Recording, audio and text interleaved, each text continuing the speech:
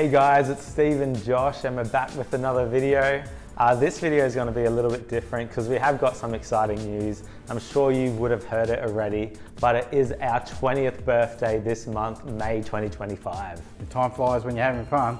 Must do, it must do. So for this video, we're going to go back in time, have a look how Weltrade started, how Steve got into plastics, and the changes that happened all the way 20 years ago in 2005 and all the way now into 2025. So let's jump straight back in. Yeah, so Steve, I guess my first question is, what got you into plastics? So it's really about 30 years ago or 30 odd years ago that we started and went into, out of my background was in accounting and got into manufacturing in a plastics factory. And then from there for about 10 years or just under, or a little bit over actually. And then we set up Weltrade Packaging back in 2005.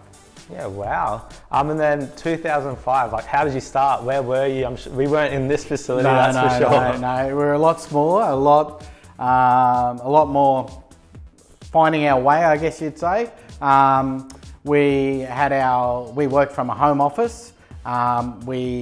And gradually grew that with our first few clients and really concentrating in the skincare space. So really that was the main area. My background was injection molding, blow molding and everything else, but we went back into purely skincare for the first period of Weltrade's life. Yeah, right. And was there a reason why you decided in 2005 to start Weltrade?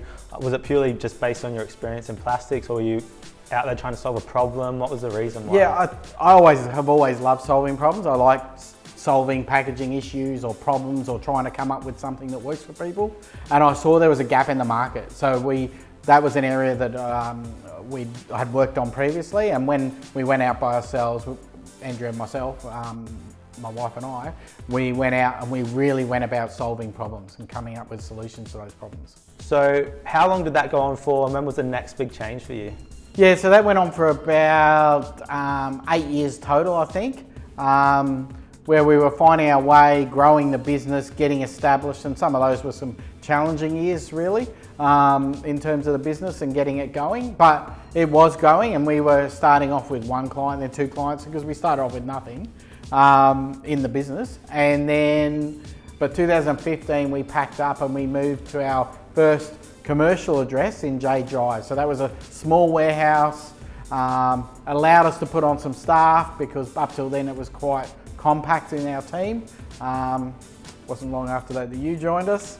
And we had a couple of other staff people gradually through that period in admin and accounts and stuff like that. Yeah, great. Yeah, because I think I joined around 2017. Yeah. And then when I joined, there was 4 of us there at the time. Correct, yeah. Yep. So those are the days back then. Still then we were focusing on that skincare cosmetics 100%. Market. Yeah. And then we did so for a couple of years, but then there was a really big major shift right after that, which the Weltrade just changed, like exponential growth of the difference from a few years ago, and the changes there was massive. So 2015 to about, what, 2018 was the next move, was it? Yeah, 2018 was the next move. Around about that 2017, around that 2016 maybe, we were starting to look at, we were getting demand. We were getting people asking us, calling us saying, when are you gonna make jars? When can you make our jars? When can you do our packaging for us? And it was like holding off, and then it was like, let's go. What do we wanna do? So we spent a good 6 months or so doing a bit of a case study, working out which way we were gonna go. We went down the 2-stage PT blow mold process, and mainly for supplements at that stage. So there was a couple of customers that really wanted to get on board in a big way. So we went that way. We needed to increase our footprint facility, and we went to Production Avenue. Yeah, right. Yeah, because previously importing packaging only, not manufacturing on site. No, all the packaging. Yes, you're right. Importing, but everything was getting made to order for us. So we were managing the process. Okay, and then the shift now to Production Avenue in 2018.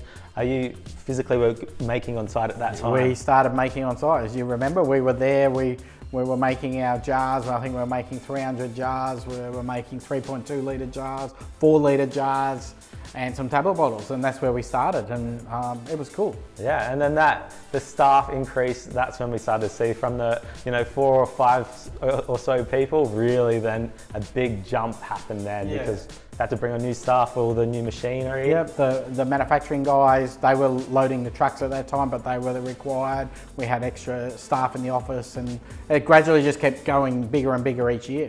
And then obviously we've moved since then.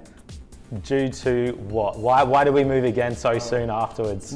From 2018, we were totally outgrown ourselves by about 2022, thereabouts. We'd gone through COVID and we were still outgrowing ourselves. And so then we started looking at locations. We found this current location and we moved in here in late 23.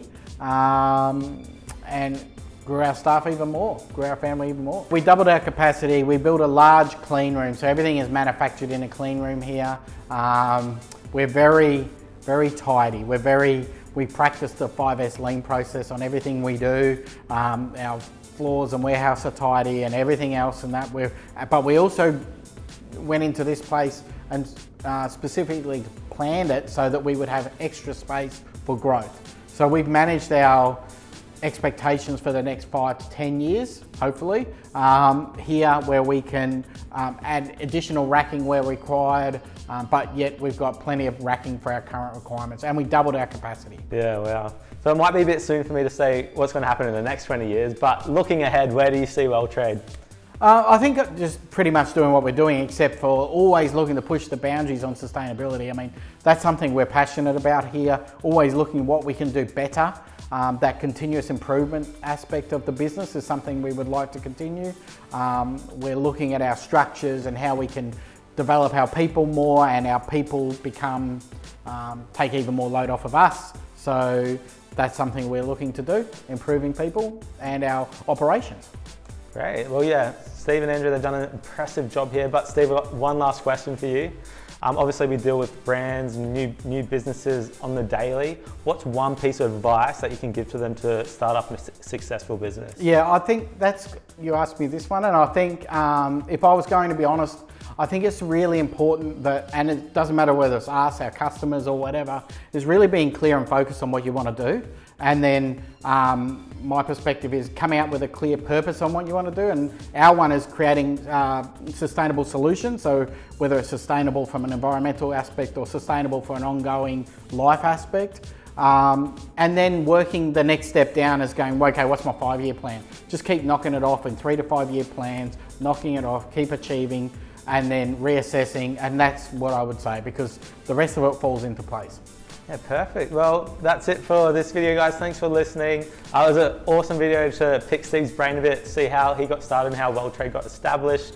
20th anniversary. Give us a call if you ever need a hand with any packaging. We are here to help. Yeah, we love it. We love chatting to you about what you need and what we can do to help you. Alrighty, cheers, guys. We might see you at the Naturally Good Expo, but if not, speak to you soon. See you soon. Bye-bye.